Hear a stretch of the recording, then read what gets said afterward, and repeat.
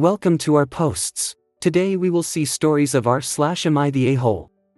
Am I the a-hole for telling my stepdaughter she can have her dead dad pay for the wedding? I may have gone too far. My now wife divorced her ex when her 3 kids were young. He was an addict. She met me a few years later and we dated for 2 years beofre she introduced me to her kids. 2 kids really hit it off and Kelly did not like me. Just passive-aggressive stuff, but it became much worse when her dad passed away. She did not take it well and resulted in a lot of outbursts. I wasn't living there at this time. She went into therapy but overall didn't seem like it helped. She threatens to run away if I married their mom. So I stayed away but continued to date their mom. Over time the 2 other kids started to stay at my place in order to get away from the drama. It was a rough time for them and we bonded even more.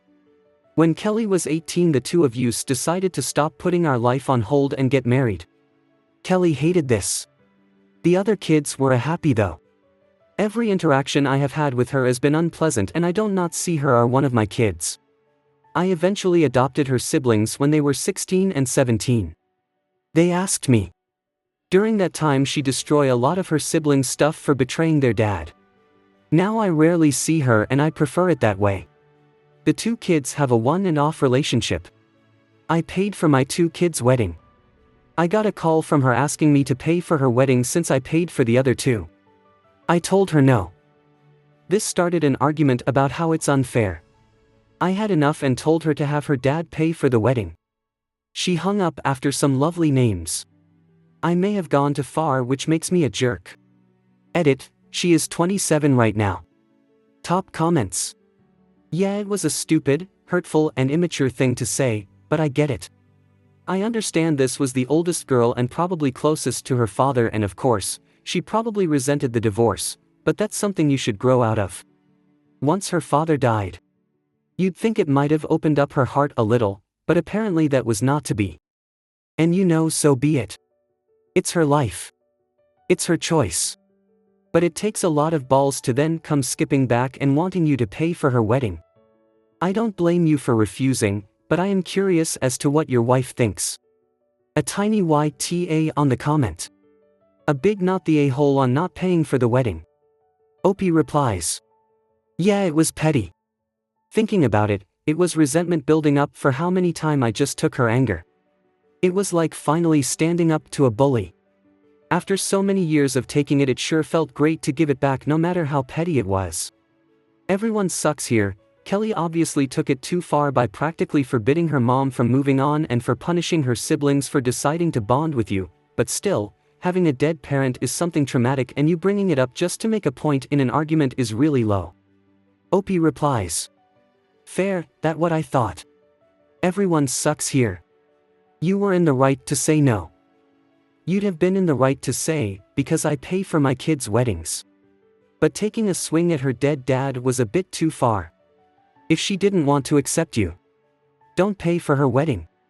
Stick to your guns. Opie replies. I am not even going to her wedding even if she did invite me. I'm good. Next story. Am I the a-hole for reminding my friend that she married for intelligence and look where it got her? I, 35F, met my husband Vince, 36M, after he saved me from drowning at a pool party when I was 18. I took him out for lunch the following week to thank him for saving me, and we soon fell in love and began dating. At the time, Vince worked a blue-collar job while I was studying in university. We ended up getting married and Vince supported me throughout my entire education up until I got my PhD. Vince always told me that he wanted to study in university but had learning disabilities that made it difficult for him to study in a classroom.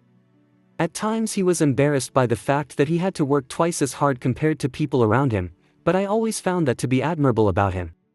When I finished my studies and got a well-paying job, I convinced Vince to give his dream of studying another go. Last year he was finally accepted into a nursing program at our local university. He is working hard to achieve his dream and I'm incredibly proud of him.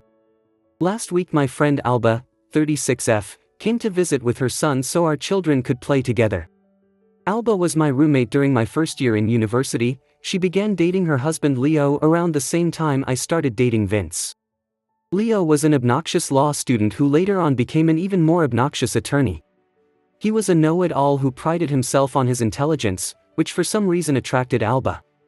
At the time, Alba would sometimes tease me that I could do better than Vince, and would offer to set me up with one of Leo's law school buddies, but I would always refuse and she eventually dropped the subject.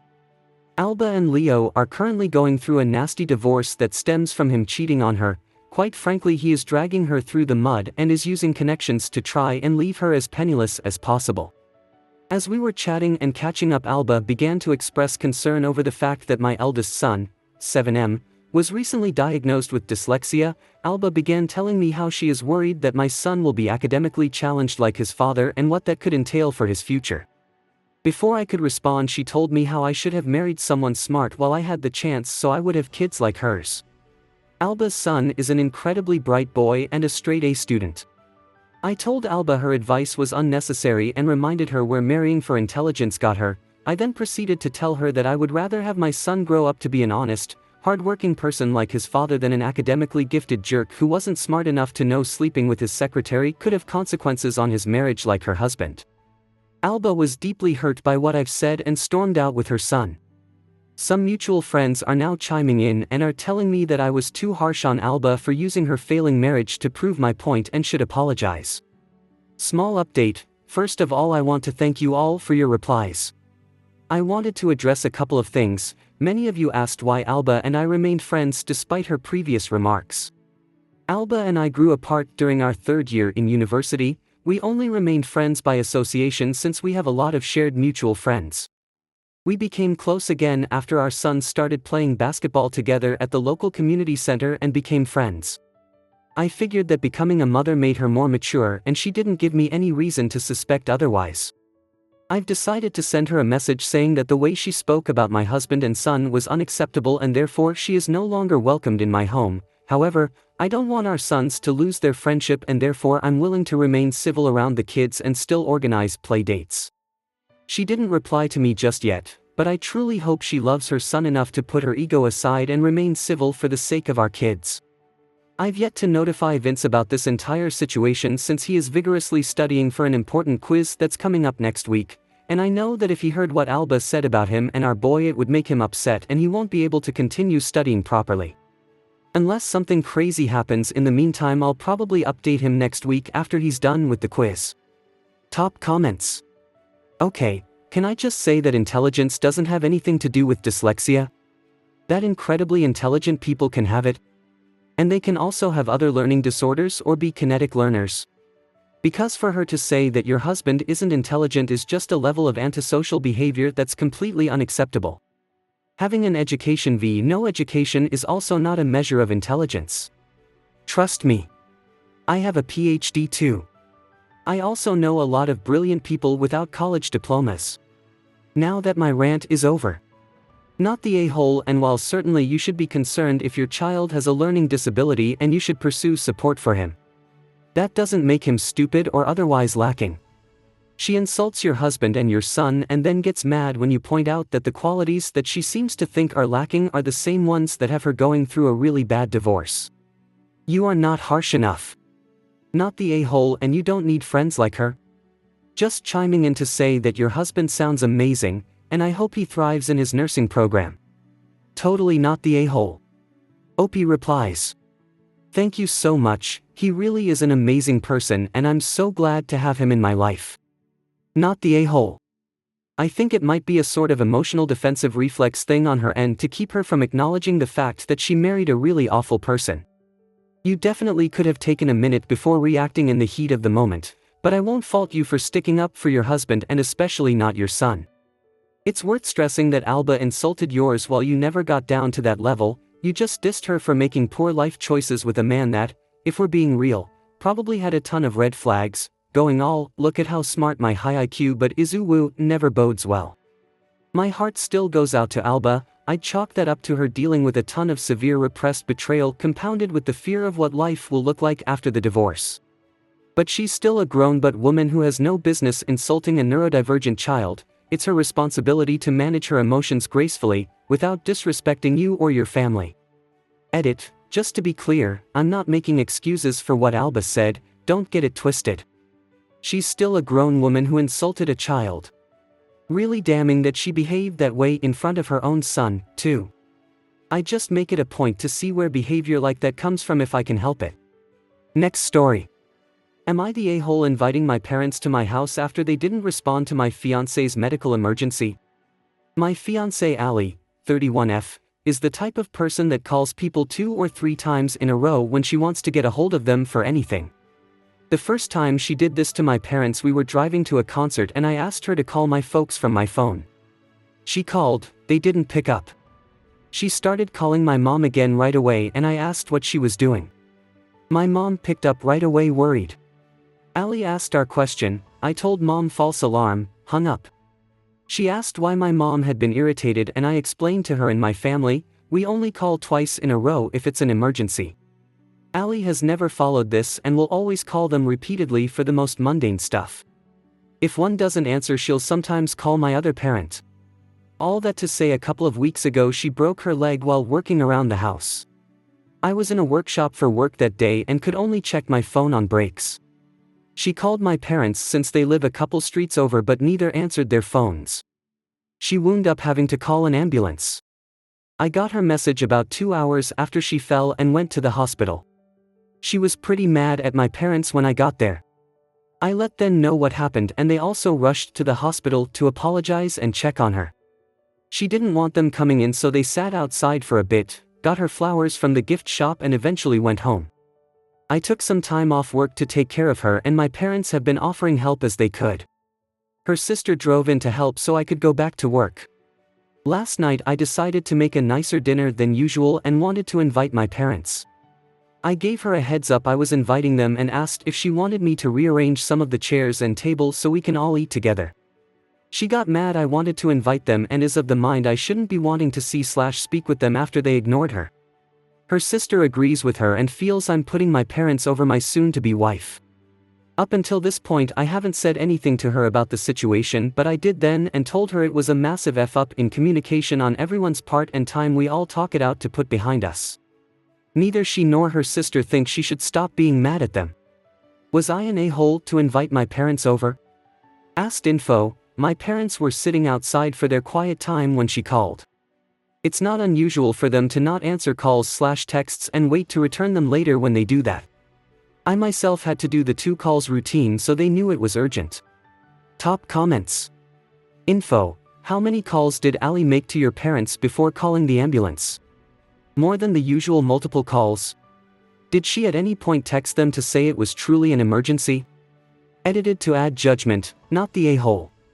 Ali made the usual number of calls that she does for any occasion and didn't text to let them know this was actually an emergency. OP certainly does not need to cut his parents off over this. OP replies, 3 times for my mom, then 2 times for my dad, which, sadly, is normal for her. She didn't send them a text. Not the a-hole. You explained the communication norms in your family after the first time she double called. She didn't listen, and so your parents had no way to know it was an emergency instead of just another Tuesday. Your description of a massive miscommunication sounds accurate, and talking it through would be the next right move. Does she have an explanation for how they should have known, or is she assuming that when she wants to get a hold of someone they should drop everything and talk to her whether or not it's urgent? Because the latter isn't respecting other people's time and priorities. Everyone is focusing on the double calls, but even if that wasn't an issue, it's just as possible that the parents missed the urgent call. They could have been napping, watching a show, yard work, etc., etc. I see no part of this story that shows the parents willingly, knowingly, nor maliciously treating your fiancé. To punish them over it is deeply into left field and not fair to anyone else in this situation. Most likely, your fiancé felt scared, and it ramped up higher when she couldn't reach anyone to help. I would not focus on the double call situation, but on her being hurt and unable to reach anyone in an emergency. Arguing over phone habits isn't going to resolve any of this, and from her view feel like she is getting blamed for feeling alone and scared. Not the a-hole. You told your fiancé how multiple calls are used in your family. She chose to ignore that, effectively crying wolf until they just started treating her multiple calls as a normal phone call because that's what her actions repeatedly told them to do. You can't keep treating normal contacts like emergencies if you want people to respond to emergencies urgently. She created the mess herself because of her own insistence on being heard right away whenever she wanted. If she'd had a little patience with your family, she never would have been in that pickle, but she lacked consideration. Why didn't she text that it was an emergency when they treated it as a normal call? That would have let your parents know this was different, even if she refused to stop treating every time she wanted to talk to someone as an emergency. Info: is there any reason she couldn't text rather than ring? A lot more informative than just another missed call. Opie replies. She's a call-first person, and unfortunately there are times her repeat calls are followed with texts. Next story. Am I the a-hole for refusing to babysit last minute on my vacation? So, I, 28F, am this close to a long-awaited vacation in Hawaii with my boyfriend, 30M. We saved up for months for this trip and haven't had a real break in over 2 years. Yesterday, my single mother's sister, 32F, calls me freaking out. Apparently, her babysitter canceled last minute, and she has a huge work presentation tomorrow night.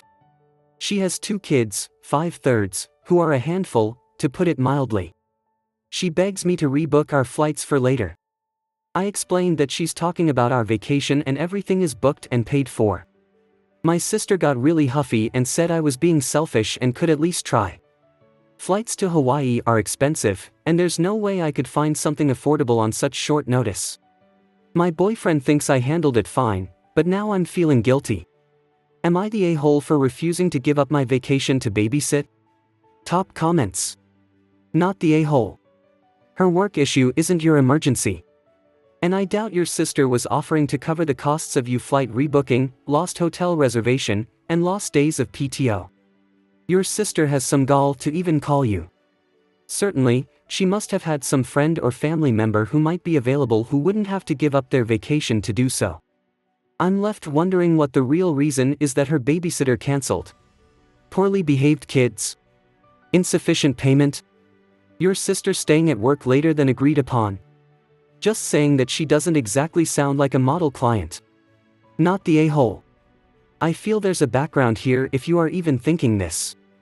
Who the F thinks people should be rebooking holiday flights for babysitting?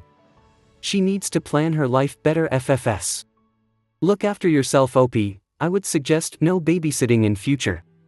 Put this out of your mind, go on your vacation, have a bunch of drinks and sex and sun, come home, find a good therapist, and sort out whatever issues you have that could possibly make you think you were the a-hole for refusing to reschedule your trip to Hawaii last minute to babysit your sister's kids, and not your sister for demanding that you do it. Seriously. I hope you guys liked this video. If you did, make sure like, comment, share and subscribe the channel our posts.